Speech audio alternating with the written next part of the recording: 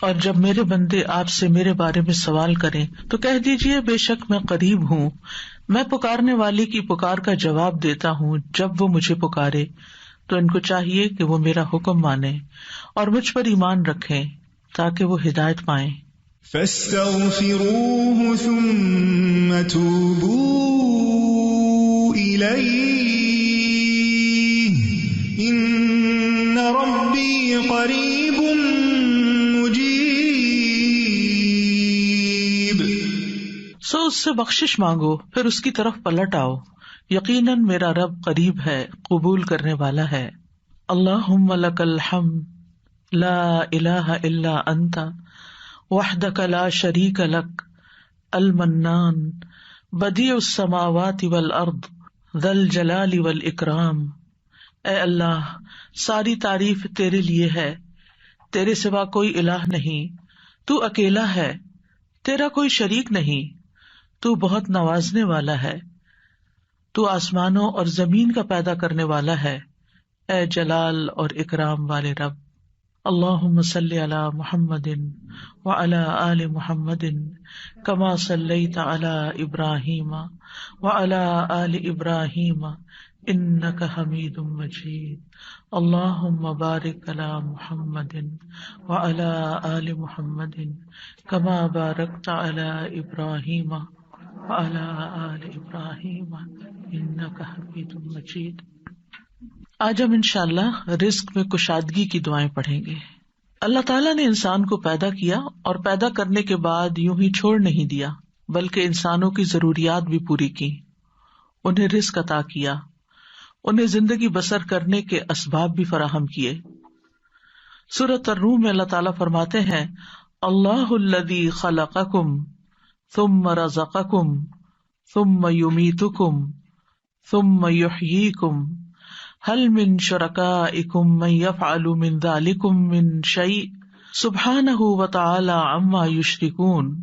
اللہ وہ ہے جس نے تمہیں پیدا کیا ہے، پھر تمہیں رزق دیا ہے، پھر وہی تمہیں موت دے گا، پھر وہی تمہیں زندہ کرے گا. کیا تمہارے شریکوں میں سے کوئی ہے جو ان کاموں میں سے کچھ بھی کرے، یعنی زندگی دے اور رزق دے یا موت دے؟ وہ پاک ہے اور بہت بلند ہے اس سے جو وہ شریک ٹھہراتے ہیں. تو اللہ سبحانہ تعالی رازق ہے اور اس کی صفت الرزاق بھی ہے، یعنی بہت زیادہ رزق دینے والا. اس نے آسمان و زمین کی تخلیق کے وقت ہی زمین کے اندر معیشت اور رزق کے وہ سارے سامان رکھ دیے تھے جس کی زمین والوں کو ضرورت تھی. یعنی جب اللہ تعالیٰ نے زمین کو پیدا کیا تو صرف اس پلانٹ کو نہیں پیدا کیا بلکہ اس کے اندر اسباب رزق بھی پیدا کر دیے، اور جتنی بھی مخلوقات پیدا کی جو ان گنت ہیں، ہم گن نہیں سکتے. یعنی انسان تو انسان، انسانوں کے علاوہ جنات، پھر حیوانات، چرند پرند درندے، چیونٹیاں، کیڑے مکوڑے، سمندر کی مخلوقات جو ان گنت ہیں، جن کی صرف اقسام ہی ان گنت ہیں. تو صرف ان کو پیدا نہیں کیا بلکہ ان سب کے رزق کی جو ضروریات تھی وہ بھی زمین کے اندر رکھ دی.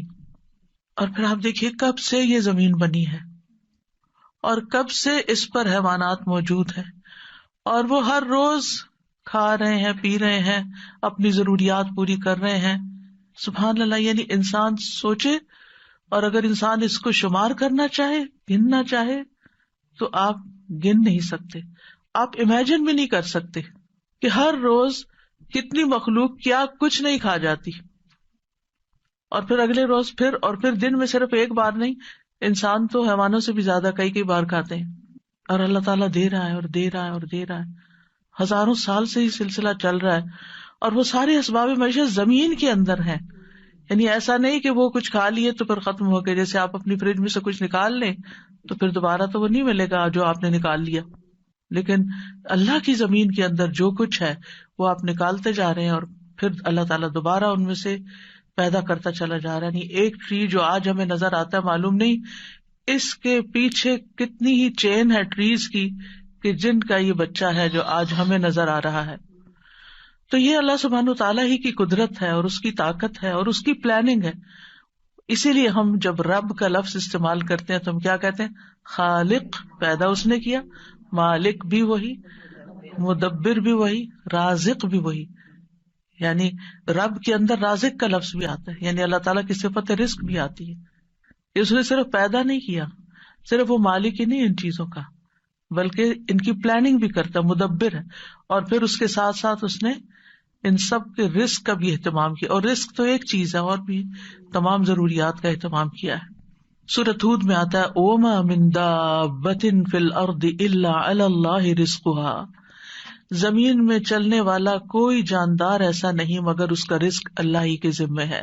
وہ پرندوں کو ان کے گھونسلوں میں، درندوں کو ان کی گھات میں، مچھلیوں کو سمندر کی تہہ میں، چیونٹیوں کو ان کے بلوں میں رزق فراہم کر رہا ہے. اور رزق کا مالک بھی صرف وہی ہے. سب کچھ اس کے ہاتھ میں ہے، سب کچھ اس کے اختیار میں ہے. وہ جس کے لیے چاہتا ہے رزق کشادہ کر دیتا ہے، اور جس کو چاہتا ہے نپا تلا دیتا ہے، جس کے لیے چاہتا ہے تنگ کر دیتا ہے. ان اللہ یرزق من یشاء بغیر حساب. لیکن بندوں کے لیے حکم کیا ہے کہ وہ نکلیں، رزق کی تلاش کریں، اللہ سے رزق طلب کریں. فابتغوا عند اللہ الرزق واعبدوہ، سو تم اللہ ہی کے ہاں رزق تلاش کرو اور اسی کی عبادت کرو. حیوانات رزق کی تلاش میں نکلتے ہیں، پرندے اپنے گھونسلوں سے نکلتے ہیں، چیونٹیاں بلوں سے نکلتی ہیں، اور اسی طرح باقی مخلوقات بھی اپنے رزق کی تلاش میں سارا دن مارے مارے پھرتی ہے. صبح خالی پیٹ نکلتے ہیں اپنے گھونسلوں سے پرندے، اور رات کو پیٹ بھرے واپس لوٹتے ہیں. لیکن پیٹ بھرنے کے لیے ان کو محنت کرنی پڑتی ہے اور کوشش اور بھاگ دوڑ کرنی پڑتی ہے، جو وہ سارے کر رہے ہوتے ہیں. تو انسان کے لیے بھی لازم کیا ہے کہ اللہ کو الرازق سمجھتے ہوئے اس کے ساتھ ساتھ کوشش کرے، محنت کرے، بھاگ دوڑ کرے، اور پھر اس کے بعد اس کی عبادت کے لیے بھی وقت نکالے. پرندوں کی تو تسبیح کافی ہے، لیکن انسان کو عبادت کے مختلف طریقے سکھائے گئے ہیں. اس سلسلے میں آج کی دعا سورۃ المائدہ میں اللہ تعالیٰ فرماتے ہیں قال عیسی ابن مریم اللہم ربنا انزل علینا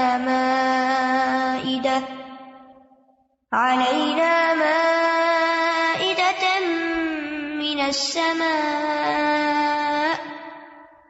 تكون لنا عيدا لأولنا وآخرنا وآية منك وارزقنا وأنت خير الرازقين.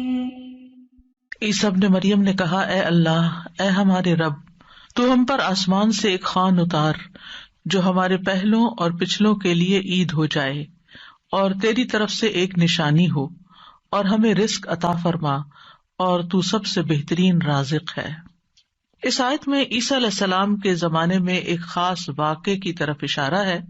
عیسیٰ علیہ السلام نے جب لوگوں کو اللہ تعالیٰ کی طرف بلایا تو حواریوں نے اس پر لبیک کہا، آپ پر ایمان لائے، اور ایمان میں مزید اطمینان کے لیے عیسیٰ علیہ السلام سے کہا کہ کیا آپ کا رب یہ کر سکتا ہے، اس میں یہ قدرت ہے کہ ہم پر آسمان سے تیار شدہ کھانا اتارے. یعنی ویسے تو اللہ تعالیٰ زمین سے رزق دے ہی رہا ہے، تو ہم چاہتے ہیں کہ وہ آسمان سے ہمارے لیے کھانے کے لیے ریڈی ٹو ایٹ ہمارے لیے ایک خوان اتارے، یعنی پورا دسترخوان نیچے آئے. تو عیسیٰ علیہ السلام نے انہیں اس مطالبے سے روکا اور اللہ سے ڈرایا، کیونکہ یہ ایک طرح کا معجزہ تھا، اور معجزہ طلب کرنے کے بعد اگر کوئی شخص اللہ تعالیٰ کی بات نہیں مانتا تو پھر اس کی سزا بہت سخت ہے. لیکن حواریوں نے اپنے مطالبے کی 3 وجوہات بتائیں کہ ہم کیوں چاہتے ہیں کہ ہمارے ساتھ ایسا ہو. ایک یہ کہ ہم فکر معاش سے آزاد ہو کر، یکسو ہو کر اللہ کی عبادت کریں. دوسرے یہ کہ ہمیں یقین حاصل ہو جائے کہ آپ جو کچھ ہمیں کہہ رہے ہیں کہ یہ اللہ کی طرف سے ہے، وہ بالکل سچ ہے، حقیقت ہے، اور اللہ واقعی ہر چیز پر قدرت رکھتا ہے. اور تیسرے یہ کہ جب وہ دسترخوان نازل ہو تو پھر ہم سب خوش ہو جائیں. ظاہر ہے کہ اللہ کی طرف سے جو کھانا آئے گا تو اس کا تو پھر کیا ہی لطف ہوگا اور کیا ہی اس کا حساب ہوگا. تو ہم اس دن کو پھر خوشی کا دن بنا لیں، ہماری عید کا دن بن جائے، اور پھر ہم آئندہ بھی اس دن کو یاد رکھتے ہوئے ہر سال عید منایا کریں. جب ان کا یہ مطالبہ سنا تو عیسیٰ علیہ السلام نے نہایت عاجزی کے ساتھ اللہ رب العزت سے دعا کی، لوگوں کا یہ مطالبہ اللہ تعالیٰ کے سامنے پیش کر دیا، اور اللہ تعالیٰ سے دعا کی کہ لوگوں کو غیب سے رزق عطا فرمائے جو ان کے اگلوں اور پچھلوں کے لیے ایک یادگار خوشی کا دن بن جائے، اور یہ ایسا معجزہ ہو کہ لوگ اپنی آنکھوں سے دیکھ لیں کہ کس طرح آسمان سے اترا، یعنی وہ زمین کے رزق سے پھر مختلف چیز ہو، کیونکہ زمین کا رزق تو سب اپنی آنکھوں سے دیکھتے ہیں، جو کچھ زمین پیدا کرتی ہے اور جو سمندر سے اور مختلف سورسز سے ہمیں رزق حاصل ہوتا ہے، لیکن یہ جو آسمان کا رزق ہے obviously یہ زمین کے رزق سے مختلف ہوگا، تو اس سے ہمارا ایمان بڑھ جائے گا۔ تو عیسیٰ علیہ السلام نے عرض کی قال عیسی ابن مریم اللہم ربنا، آپ دیکھیے دعاؤں میں یا اللہم آتا ہے یا ربنا آتا ہے، یہاں عیسیٰ علیہ السلام نے دونوں صیغے استعمال کیے ہیں، اللہم ربنا یعنی حواریوں کا مطالبہ قبول کر کے اللہ سبحانہ تعالیٰ سے نہایت عاجزی کے ساتھ دعا کی کہ اے اللہ، اللہم اے اللہ، ربنا جو ہمارا پالنے والا ہے، جو ہمارا رب ہے۔ اور اس سے یہ بھی ظاہر ہوتا ہے کہ عیسیٰ علیہ السلام اپنے آپ کو نہ اللہ سمجھتے تھے، نہ اللہ کا بیٹا، اور نہ ہی رب سمجھتے تھے، بلکہ وہ اللہ سبحانہ تعالیٰ کو یا اللہ اور یا رب کہہ کے پکار رہے تھے۔ تو اس سے کیا ظاہر ہوتا ہے کہ وہ خود رب نہیں تھے، اور نہ ہی وہ اس کے قائل تھے، اور نہ ہی وہ کسی چیز میں اپنا کوئی اختیار سمجھتے تھے۔ اور پھر یہ بھی دیکھیے کہ حواریوں نے عیسیٰ علیہ السلام سے یہ کیوں کہا کہ آپ دعا کریں؟ اگر وہ انہی کو رب مانتے ہوتے تو انہی سے مانگ لیتے۔ تو ان سے جب انہوں نے یہ کہا تو اس سے یہ پتا چلتا ہے کہ عیسیٰ علیہ السلام کے ماننے والوں کے ذہن میں کہیں دور پار بھی یہ خیال نہیں تھا کہ عیسیٰ علیہ السلام اللہ کا کوئی حصہ ہے نعوذ باللہ، یا کوئی بیٹے ہیں، یا کسی بھی طرح الوہیت کا کوئی مقام رکھتے ہیں۔ وہ ان کو ایک نبی کے طور پر ہی سمجھتے تھے۔ تو انہوں نے اللہ سبحانہ تعالیٰ ہی کی ربوبیت کا اس بات کیا یا اس پر ایمان لائے۔ پھر کہا کہ تکون لنا عیدا لاولنا وآخرنا، عید کا لفظ عاد یعود سے ہے، لوٹ کر آنا، یعنی وہ خوشی جو بار بار آئے، ہر سال پلٹ کر آئے۔ یہ سالانہ بھی ہو سکتی ہے اور ہفتہ وار بھی۔ مسلمانوں کی 2 عیدیں سالانہ ہیں اور 1 ہفتہ وار ہے۔ اس کے علاوہ کوئی اور عید ثابت نہیں ہے، جو ہم نے خود سے بنا لی ہیں عیدیں، وہ قرآن و سنت سے ثابت نہیں ہے۔ تو ہم سالانہ عید تو اچھی طرح مناتے ہیں، لیکن افسوس یہ کہ جمعے کا اہتمام کم سے کم ہوتا جا رہا ہے۔ جمعے کے دن بھی غسل کرنا چاہیے، اچھے صاف ستھرے کپڑے پہننے چاہیے، تیار ہونا چاہیے، اہتمام کرنا چاہیے۔ یعنی جمعے کا دن عام دنوں کی طرح نہیں ہونا چاہیے، یعنی وہ دن ہمارے لیے خاص دن ہے، اسے خاص دن سمجھ کر ہی اس میں سارے کام کریں، چاہے وہ عبادت کے ہوں یا جو دوسرے کام ہوں۔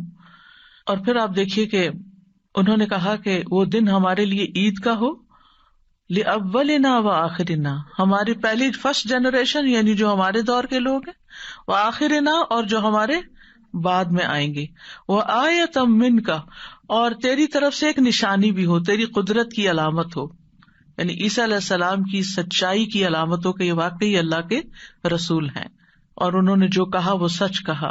اور پھر وارزقنا وانت خیر الرازقین، دعا بھی کی، اور یہ رزق کے حصول کی دعا بھی ہے، یعنی اتنا حصہ اگر انسان پڑھتا ہے، وارزقنا وانت خیر الرازقین، تو ہمیں عطا کر، ہمیں رزق دے، اور تو سب سے بہترین رزق دینے والا ہے۔ اور یہاں پر ہمیں کسی مشقت کے بغیر اپنے پاس سے رزق عطا فرما۔ اب آپ دیکھیے کہ اللہ سبحانہ تعالی بہترین رازق ہے، یعنی کس اعتبار سے کہ جو اس کی طرف سے رزق آتا ہے وہ اپنی کیفیت کے اعتبار سے اور کمیت کے اعتبار سے بہترین ہوتا ہے، یعنی سب سے افضل ہوتا ہے۔ اور انسانوں نے اس کی جو شکلیں بنا لی ہیں، پروسیس کر لیا اس کو، تو وہ اپنی کیفیت کے اعتبار سے بہترین نہیں رہا، کیونکہ انسانوں کے لیے اس طرح فائدہ مند نہیں۔ آپ نے دیکھا ہوگا کہ جو چیزیں نیچرلی اگتی ہیں، گرو کرتی ہیں، اور جو فریش فوڈ آپ سی سے لیتے ہیں، سی فوڈ ہوتی ہے یا کچھ، یا ہم باقی غذاؤں کے مقابلے میں زیادہ صحت مند غذائیں ہوتی، خیر الرازقین۔ اور اس لیے بھی خیر الرازقین کہا گیا اللہ تعالیٰ کو کہ لوگ اگر اللہ تعالیٰ کی نافرمانی بھی کریں تو بھی وہ ان کو اپنا رزق دیتا ہے، وہ کفر بھی کریں، اس کا انکار بھی کریں، اس سے ناراض بھی ہوں، پھر بھی رزق دیتا ہے. لیکن بندوں میں سے جو کسی کو رزق دیتے ہیں وہ ایسا نہیں کرتے، حتیٰ کہ ماں باپ بھی اگر دیکھتے کہ بچے بات نہیں مانتے تو ان سے کنارہ کش ہو جاتے ہیں. آپ جہاں جاب کرتے ہیں جاب نہیں کریں تو آپ کو کوئی سیلری نہیں دے گا. انسانوں کا معاملہ یہ ہوتا ہے. لیکن اللہ سبحانہ وتعالیٰ آپ عبادت کریں یا نہ، آپ نماز پڑھیں یا نہ، آپ روزہ رکھیں یا نہ، وہ آپ کو کھانے کو دیتا رہے گا. تو اس دعا سے یہ پتا چلتا ہے کہ انسان جب دعا کرے تو بہت عاجزی کے ساتھ دعا کرے اور اللہ تعالیٰ کو اس کے بہترین ناموں کے ساتھ پکارے. اللہم ربنا، یہ دونوں نام اکٹھے بھی کر سکتے ہیں، اور اس کے علاوہ بھی یا رزاق، یا فتاح. اور پھر یہ کہ انتہائی عاجزی اور انکساری رویے میں بھی ہونی چاہیے کہ اللہ ہم محتاج ہیں، تو دینے والا ہے. اور پھر اللہ تعالیٰ سے بہترین رزق مانگنا چاہیے، یعنی تو بہترین رزق دینے والا. اللہ تعالیٰ کی صفت کو بیان کیا جا رہا ہے، یعنی ہمیں بھی ایک طرح سے انڈائریکٹلی کیا کہا جا رہا ہے کہ ہمیں بھی بہترین رزق عطا فرما. رزق کیا چیز ہے، یعنی رزق کا اطلاق کس کس چیز پر ہوتا ہے؟ ابن منظور لسان العرب میں کہتے ہیں رزق سے مراد ہر وہ چیز ہے جس کے ساتھ ہر زندہ مخلوق کی زندگی قائم ہوتی ہے، یعنی جس پر زندگی کا انحصار ہوتا ہے، خواہ وہ چیز مانوی ہو یا مادی ہو. مانوی سے مراد یعنی جس کو ہم چھو نہیں سکتے، جس کو ہم جانتے ہیں، سمجھتے ہیں، محسوس کرتے ہیں، یعنی انٹینجیبل جس کو آپ کہہ سکتے ہیں. تو رزق دونوں طرح ہوتا ہے، ٹینجیبل بھی اور انٹینجیبل بھی. اسی طرح بعض نے یہ کہا کہ ہر نعمت ہی ایک طرح سے رزق ہے، یعنی جتنی بھی نعمتیں ہمیں ملی ہیں وہ ساری رزق ہیں. یعنی صرف مال ہی رزق نہیں ہے بلکہ رزق کا ایک وسیع دروازہ ہے. ہر وہ چیز جو اللہ تعالی بندوں پر نعمتوں کی صورت میں انعام فرماتا ہے، جیسے مال، اولاد، ہسبینڈ، اہل و عیال، ماں باپ، پھر اسی طرح صحت، محبت، قبولیت، یہ ساری چیزیں رزق کہلاتی ہیں. اور یہ اللہ تعالیٰ کی طرف سے تقدیر میں مقرر کر دی گئی ہیں. یعنی اللہ تعالیٰ نے ہر بندے کا رزق مقرر کر رکھا ہے کہ اس کو کتنا دینا ہے. تو انسان کے لیے پھر کیا لازم ہے کہ اللہ جب دے تو پھر انسان شکر ادا کرے. جیسے اوپر میں نے ذکر کیا کہ حصی اور مانوی دونوں اعتبار سے جو نعمتیں ہمیں ملی ہیں وہ رزق ہیں، تو محبت بھی ایک رزق ہے. حضرت عائشہ کہتی ہیں میں نے نبی صلی اللہ علیہ وسلم کی ازواج میں سے کسی پر رشک نہیں کیا سوائے خدیجہ رضی اللہ عنہا کے، اور میں نے حضرت خدیجہ کو نہیں دیکھا، یعنی ان کو زمانہ نہیں پایا. وہ فرماتی ہے کہ رسول اللہ صلی اللہ علیہ وسلم جب بکری ذبح کرتے تو آپ فرماتے کہ اس کا گوشت خدیجہ کی سہیلیوں کو بھیج دو. وہ کہتی ہے کہ ایک دن میں غصے میں آ گئی. میں نے کہا آپ ہر وقت خدیجہ خدیجہ کرتے ہیں اور اس کی سہیلیوں تک کا خیال رکھتے ہیں. تو رسول اللہ صلی اللہ علیہ وسلم نے فرمایا انی قد رزقت حبھا، مجھے خدیجہ کی محبت عطا کی گئی ہے، یعنی اللہ نے میرے دل میں اس کی محبت ڈالی.